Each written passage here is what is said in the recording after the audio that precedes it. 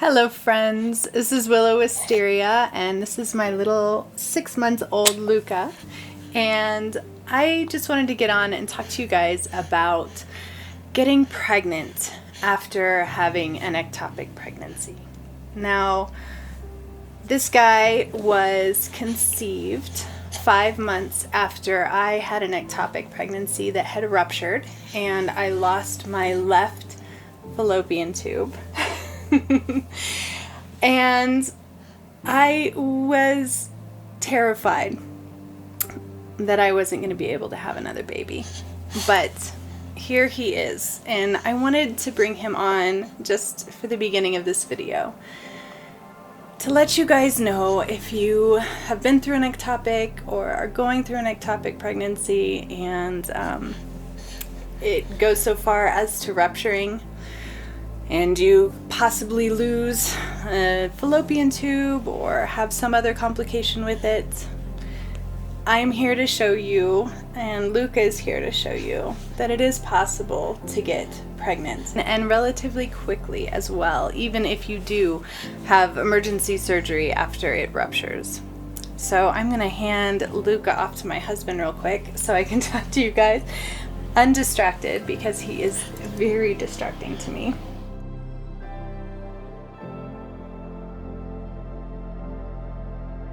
Okay, now that I have my hands free, I just want to talk to you guys a little bit about getting pregnant after an ectopic pregnancy. So if you go back about a year in my videos, I made a video explaining my experience having an ectopic pregnancy and it rupturing and everything that I went through. And so I'm not going to go through that in this video. I will make a very concise recap. I ended up pregnant.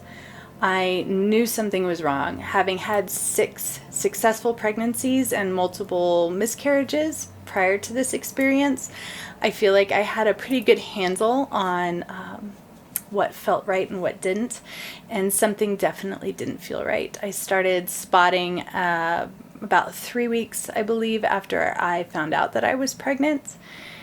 And I knew something was wrong. I also knew it wasn't just a normal miscarriage, because there was some pains associated with it that I hadn't felt before. And I advocated for an ultrasound. My healthcare provider was not really supportive in looking at this as anything more than just a miscarriage. But I was kind of a squeaky wheel, and I got an ultrasound, and lo and behold, it was an ectopic. They weren't able to fix it with medication, which is the normal kind of mode of operation when you have an ectopic. They try to give you a shot that is supposed to help it stop growing so that you don't have any other complications. However, that didn't work for me. 2 shots later, I ended up in excruciating pain. The fallopian tube had ruptured, causing pretty significant internal bleeding, and I ended up in the hospital for emergency surgery, and I lost my left fallopian tube. All that being said, I ended up terrified that I would not be able to have another baby, and we wanted another baby. I was told that I could start trying again 3 months after the surgery, and we were very disheartened because I felt like our chances were cut in half, losing 1 fallopian tube. So my thinking was, I lost my left fallopian tube. That kind of leaves my left ovary, out of commission. And so then I'm just reliant on my right ovary at this point. And I was also over 40 at the time. So, your chances of getting pregnant are lower the older you get. So I really didn't think it would happen. But as you saw with Luca, 5 months after I had that surgery, I ended up pregnant. Now, a miracle, absolutely. I was just absolutely blown away by that.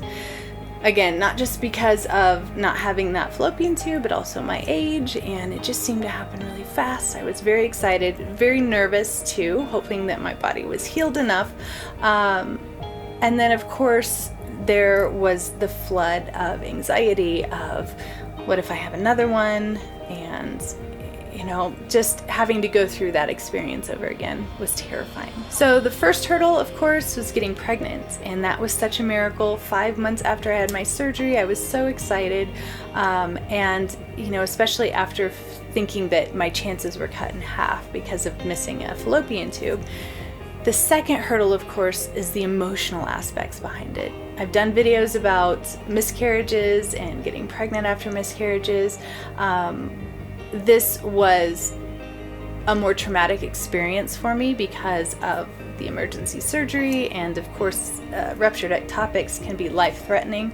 So the idea of, I have 6 children, what if this happens again, or I don't catch it in time? And it was a very scary experience, but I was so excited. So let me just talk to you a little bit about some of the things that I worried most about, and what I went through, in hopes that it might help you if you're going through the same thing or thinking about getting pregnant after an ectopic.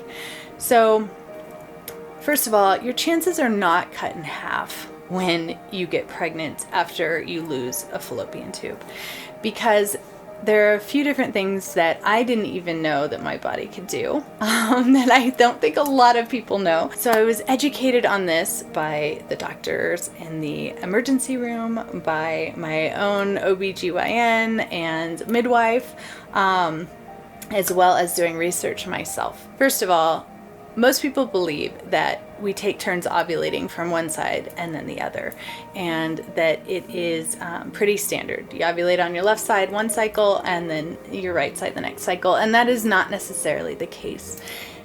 Yes, a lot of times it happens that way, but I think what it comes down to as well is we have to have faith in our bodies as being these intelligent beings.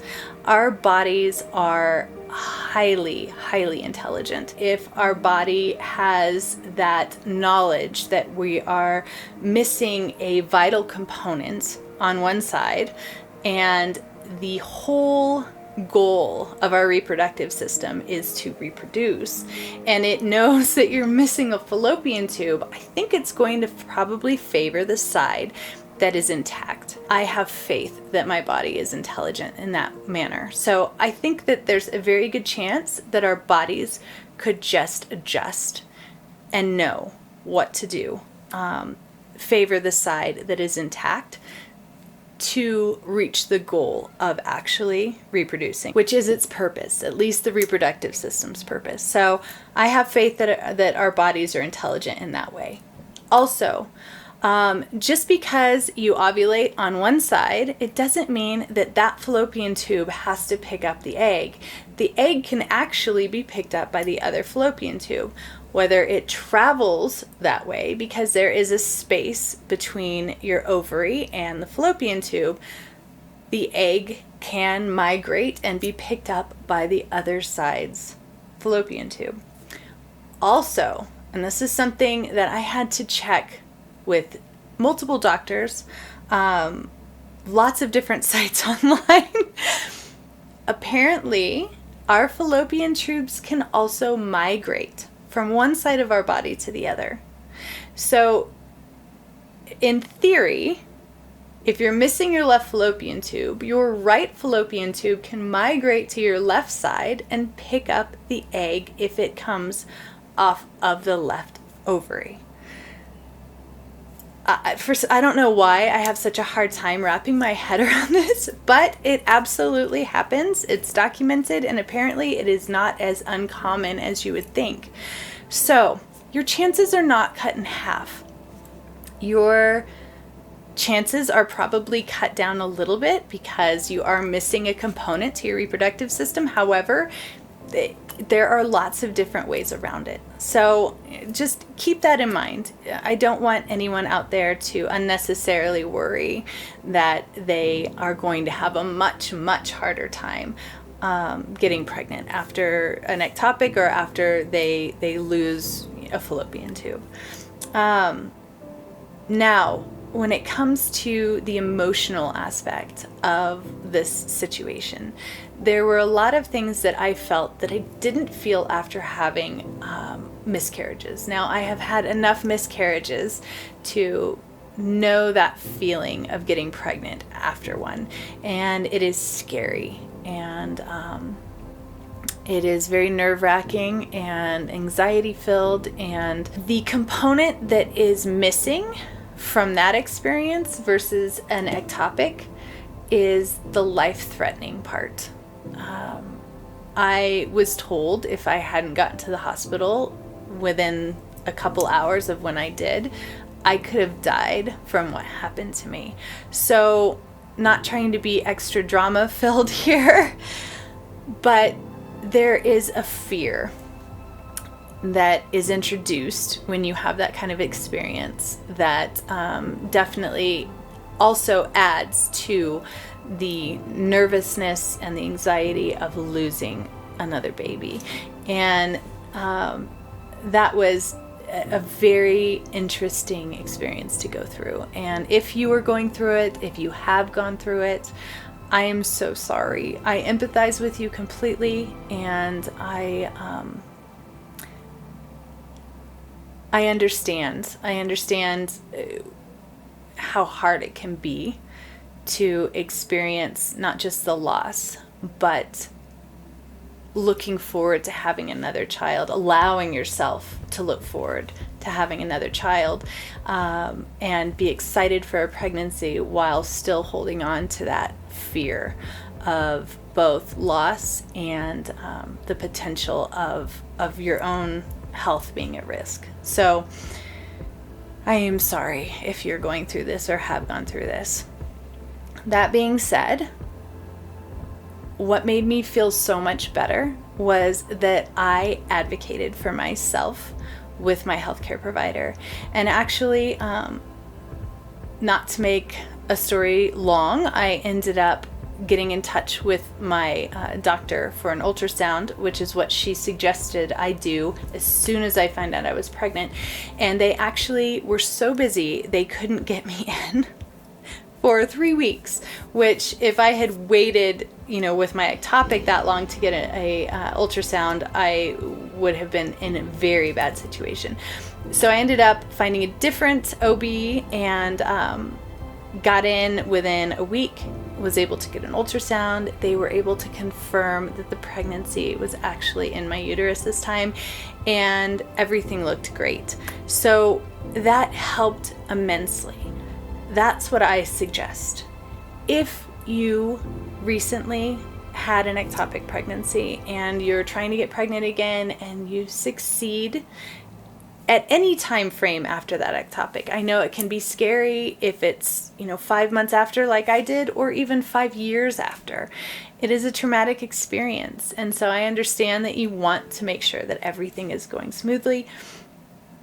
I would assume that most OBGYNs, if you tell them your history with having an ectopic, will be more than happy to make sure that they can get you in for an ultrasound earlier than they normally would, just to make sure that everything is going well. Now, you can test to make sure that the pregnancy is progressing the way it should with HCG levels. However, it's still not a really solid way. Most ectopic pregnancies, the HCG levels tend to climb a lot faster than a normal viable pregnancy in your uterus.